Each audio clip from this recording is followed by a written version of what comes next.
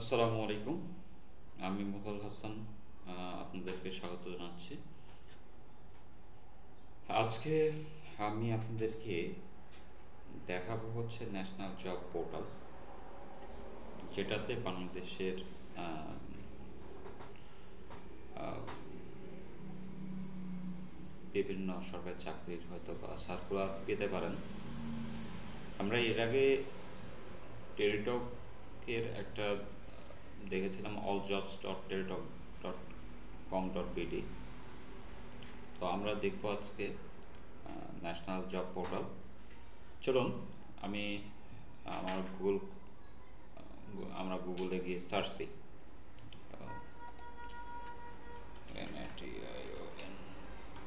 National job portal. প্রথমে আসছে হচ্ছে https://jobs.gov.bd। এই ওয়েবসাইটে ঢুকবেন। এটা সরকারি একটা ওয়েবসাইট। যেখানে .gov.bd থাকবে সেটা হচ্ছে ভেবে নেবেন যে এটা বাংলাদেশের সরকারি ওয়েবসাইট। এটা একটা ওয়েবসাইটের ইন্টারফেস। এখানে আমরা দেখতে পাচ্ছি একটা লাইভ জব আছে। সেই লাইভ জবটা মোটামুটি মহিলা ও শিশু বিষয়ক মন্ত্রণালয়ে 5টা জব আছে, মানে 5টা পদে 317 জনের শূন্য পদ। তো এইটাতে যদি অ্যাপ্লিকেশন করতে চান, প্রথমে আপনাকে যেটা করতে হবে যে এই ন্যাশনাল জব পোর্টালে আপনাকে রেজিস্ট্রেশন করতে হবে। রেজিস্ট্রেশন করার পরে আপনার রেজিস্ট্রেশনের জন্য আবার দুটো বিষয় থাকে। আপনি তো যেহেতু জব প্রার্থী, মানে চাকরি খুঁজছেন, সেহেতু আপনি চাকরি প্রার্থী এইটাতে ক্লিক করে রেজিস্ট্রেশন করবেন। আরেকটি অপশন যেটা আছে সেটা আমাদের প্রয়োজন নেই, সেটা কোনো প্রতিষ্ঠান যদি এখানে জব দিতে চায় সেখানটা সেটার বিষয়। তো আমরা যেটা করব সেটা হচ্ছে আমরা প্রথমে এটা রেজিস্ট্রেশন করব।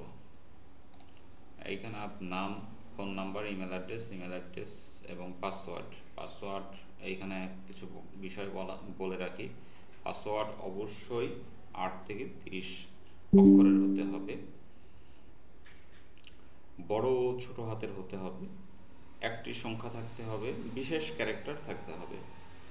দুইটা জায়গা আছে, এখানে একটা আছে, এখানে একটা আছে, দুইটা জায়গা আছে, দুইটা জায়গাতে আপনি দেবেন। তো দিয়ে আপনার এখানে আছে আই এম এ রোবট, এটা ভেরিফিকেশন করবেন। করার পরে সাবমিট অপশনে ক্লিক করবেন। আপনার ইমেল অ্যাড্রেসে একটি মেল যাবে, আপনি মেল ভেরিফিকেশনটা করে নেবেন। মেল ভেরিফিকেশন করে নিলে আপনার অ্যাকাউন্ট খোলা হয়ে গেল।